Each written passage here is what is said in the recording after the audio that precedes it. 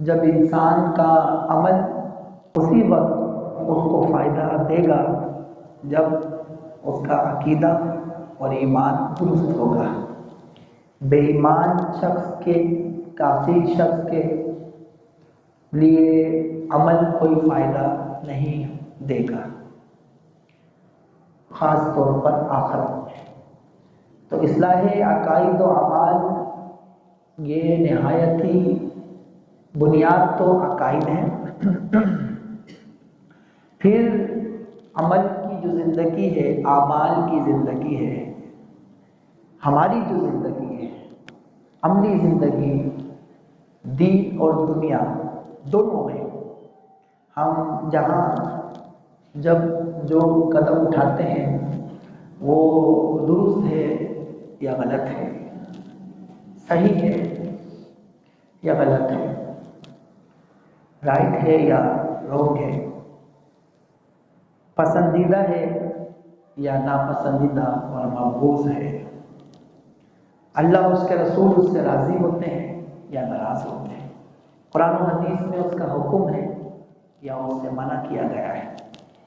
تو یہ پھر پوری زندگی ہے، عمل سے زندگی بنتی ہے، جنت بھی جہنم، یہ خاکی اپنے فطرت میں نہ نوری ہے نہ ناری،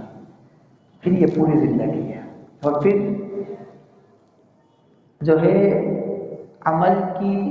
اعمال کی عمارت جتنی بلند ہو جائے، جتنی شاندار ہو جائے، جتنی جو ہے مضبوط ہو جائے، جتنی پابندی کے ساتھ ہم اعمال بجا لائیں،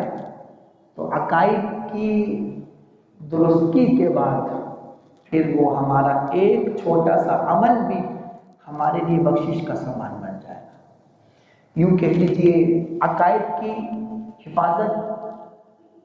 کے بعد ہمارا ایک بار سبحان اللہ بھی ہمیں بخشوا سکتا ہے۔ عقائد کی صحت کے بعد ہم ایک تسبیح، ایک کلمہ، ایک درود، ایک نماز، وہ ہمیں اللہ کی بارگاہ میں سرخرو کر سکتا ہے۔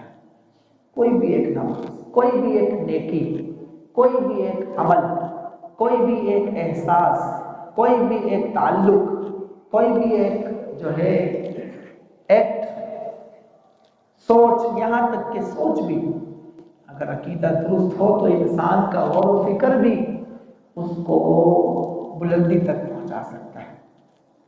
تو عقیدہ بہت ضروری ہے۔